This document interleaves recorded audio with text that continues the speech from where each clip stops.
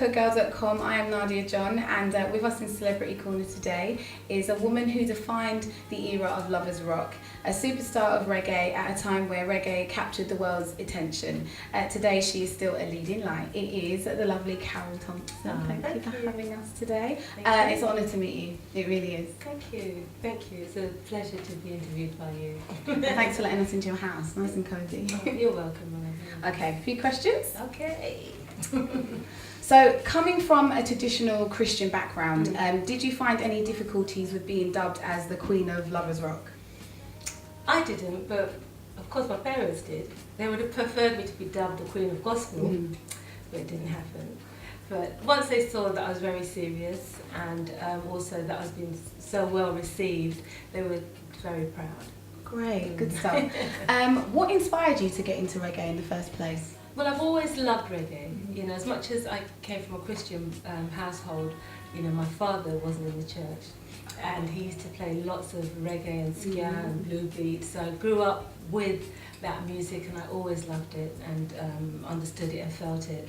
And I was a great Bob Marley fan, and I enjoy roots music, as well as, you know, soul and jazz and gospel, so and pop too. So I had a very wide, a real hybrid of musical tastes and influences. So reggae was something that I felt very comfortable with. It was like a natural base for me. So when I was given the opportunity to do some reggae music, it was really a very natural process. And as I got more involved in the industry, I realised that the only way to really have some control as an artist is to actually own what you're doing and have a real proper creative input. Because up until that time, most of the female singers had sort of just been cherry-picked here and there, and no sort of real business had been put behind them. Not many of them had an album. I think the only other person who had an album was Louisa Marks. Everybody else was doing singles with lots of different production companies. So I decided, I was fortunate, my boyfriend at the time was also my co-producer, and he wasn't chauvinistic at all. And he was very encouraging and very supportive, and said, yeah, that's a good idea, Carol, let's go for it. And he started a production company, and so I did my, you know, where I had my own productions for my own albums, plus we also produced other artists as well. Oh wow, so you had other artists on there, so you literally had full-fledged over what you were doing and looking after others. Yeah, there were many others, and lots of other little girl groups that I put together, and had hits with them. Some individuals. I had a track with Sugar Minot we put out. We put out Winston Reed's hits, you know, Dim the Light, and Daughters of Zion was on my label, Carousel. So yeah, we did a lot of things. It was a lot of fun. Yeah, it was good. It was good. After I did the Lovers Rock album, Billy Ocean's manager got in touch with me and said, would you like to, really likes your voice, would like to know if you would come on tour. And that's what was my entry into the pop world, because at that time he was selling millions of albums. So I went and did the American tour with him, with Stevie Wonder and Gladys Knight. We did the whole sort of Coca-Cola tour, and it was lovely, and that sort of opened my eyes to another area of the industry. And then I then signed to Virgin Records, and I was part of a group called Floyd Joy, which is a bit like M People. Okay. That type of also like the precursor to M People. So that was really lovely. I got to do a lot of great things there and travel and meet lots of different producers and so forth. And then from there I just ended up doing lots and lots of backing vocals for some great acts, and sort of organising backing vocals and using all of my musical talents, which was really great, behind the scenes as well as in front, with adverts and films, because I also played the piano and classically trained, so I did a lot of composing. One of the films that I worked with got Oscar nominated, so I went to LA and did that whole mad LA thing, which was good fun, but you know, in small doses. Yeah. Then I came home, it was like back to earth, which was lovely, it was like back to reality. So it was lovely exposure, you know, and it was lovely to have that ability and the fact that people would invite you. So after I did Billy Ocean, I went off and did Boy George, did Sting, did Stevie Wonder, Natalie Cole, Shaka Khan. Some of those names. And then just before Michael Jackson died, I worked on his last project here in the UK, which was amazing. It was. I feel really blessed, and it was lovely. And he was lovely, and he was a real master to work with. He knew exactly what he wanted. Is there anyone in particular that you felt that you come into contact with that you thought they've made such an impression on you as an artist? Or Yeah, there's a few. I couldn't just say there's one. Mm-hmm. I think Michael Jackson definitely, because he's an icon. Mm-hmm. He's someone who I grew up admiring and wanting to marry. Yeah. So he's always been somebody in my heart. His songs, so many hits. So for me, that was a defining moment. Stevie Wonder too, because he's so talented. And has a great sense of. His hearing is fantastic. A whole group of us are singing. He can point out which one's out of tune. Mm-hmm. Just knows. It's instantly. That soprano, it's you. He just knows. That's his gift. He's gifted. The other musician that really impressed me was Dennis Brown. When I worked with him, I did a small tour with him and Aswad before he died, and he was just one of those musicians that it all just comes very naturally for him. He had so much charisma on stage. He was just electric, and his vocals are beautiful. He's up there with all the others that I've mentioned in terms of vocal ability. Goodness. So Dennis Brown to me is in terms of reggae music, he will always be my number one reggae artist. And how do you juggle family and career? It's very difficult, but I have a very supportive husband. I have a supportive family. My mother. She comes and she really helps to just keep everything running the way it should run, as mothers do. So I think between my husband and my mother, and the fact that I've managed to discipline my children in a way that we can work as a family, that they can be successful as well, and I can get on with what I have to do in order to fulfill what I need to fulfill and to put bread on the table.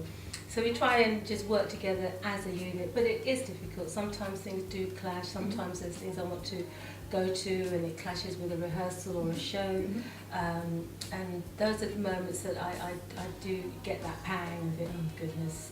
But fortunately they don't happen too often. I do try and organise things in such a way that we don't get too many clashes and I don't miss things are really important. Yeah, of course. But it's always, the life-work balance is it's a challenge for all of us. But yeah, with supportive family or good friends, I think that, and communication and planning. A diary. Planning, that's the one. With good planning and organisation and communication, most things in life you want to achieve, you can if you work harder. And let's talk about you as an artist here. When I was a baby. Look at you. Great, absolutely great. Style icon in the making.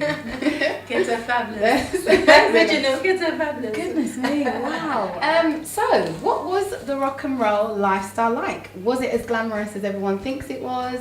What were the pros, the cons? Give it all to us. Give us the gist. Well, it's never as glamorous as they think it is. It's hard work. It's 80% hard work or 90% hard work and 10% being on stage with nice clothes and makeup. All right. So that little 10%, it takes 80% of a lot of stuff behind the scenes to make that 10% work. So it's a lot of work, a lot of commitment, many hours, and it is hard work. But if you really enjoy something, you don't really feel the work. So for me, it's all part of the territory. It really doesn't matter, Sometimes the hours are long, sometimes they're short, sometimes they're inconvenient. But rock and roll lifestyle, I've been a mother, since I was at college. I had my first child while I was still studying. Wow. Right, so I have always been a mother. So for me, I couldn't afford to be lying on the floor drunk. Yeah. Can't work, right? So it didn't work for me, not part of my culture, not part of who I am. Mm-hmm. So for me, there was a lot of that going around, a lot of drugs, a lot of drink, a lot of madness. But because I was a mother, first and foremost, I had to really think about the fact that I'm here to do a job, Yeah. I have a purpose, I have my dignity and self-respect, and you go on and do your thing, that's fine. I'll come to do a job. So I never really got involved with any of it. Wow. And so, I managed to just navigate myself through all that madness, through from here to LA and back. And Never still got- managed to meet managed big to- people and still Yeah. pursue your career Still and still say be no. successful. Still say no. That's it. Say no, smile and say, listen, no, but That's thank it. you. I've got a new album called Feel So Good that I finally completed, and another album that I'm about to start as well.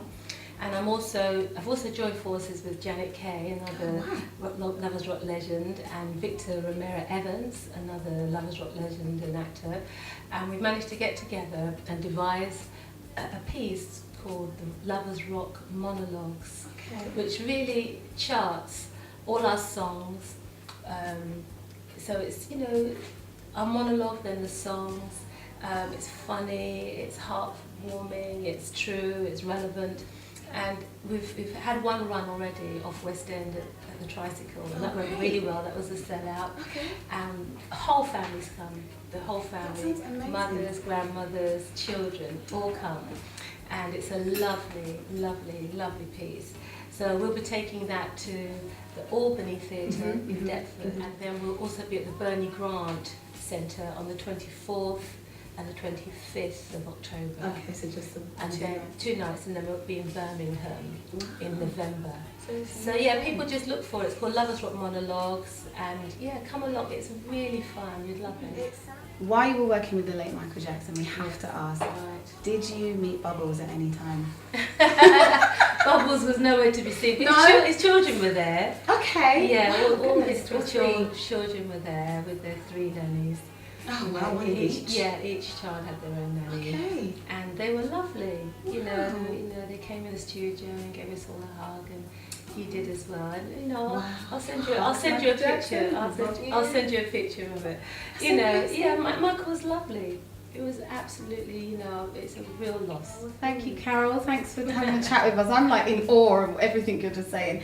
And thanks for talking to us at cloakcloakgirl.com. And good luck with this amazing. I'm going to come and watch it. I am. So it's the 15th of October. Yeah, It starts at Albany. Albany, which is in Deptford, southeast London, isn't it? Yes, and it goes north to the Bernie Grant Centre, then it goes to Birmingham at the Drum. At the Drum. Okay then. Lovely. Thanks for Thank having you. a chat with us. You're Cheers. welcome. Real girl fishing clothes.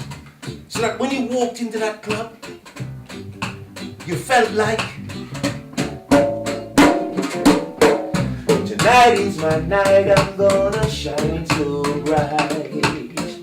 Yes, I'm gonna stand beneath the light.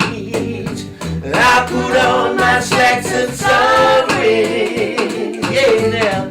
Yes, I put on my slacks and sovereigns.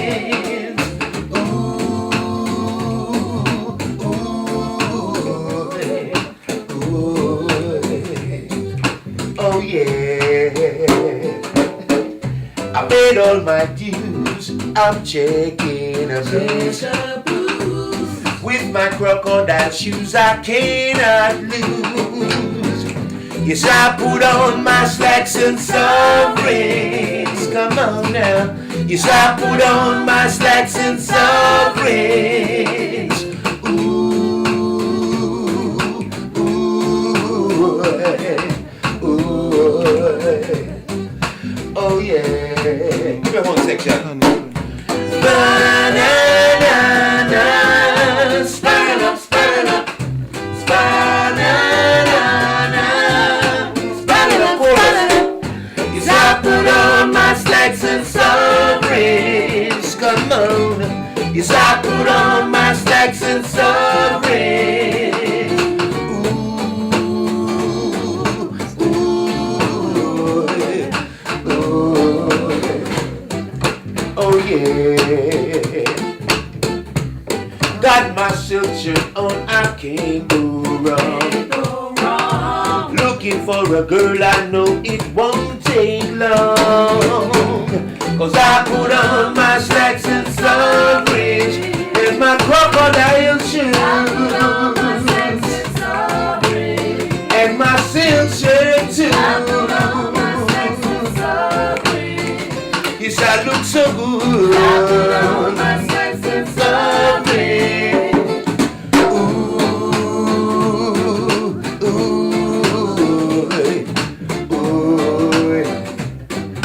Oh yeah.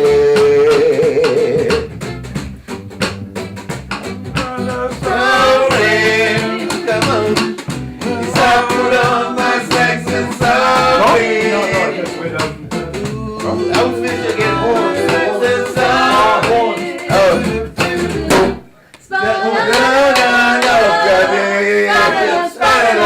Yeah.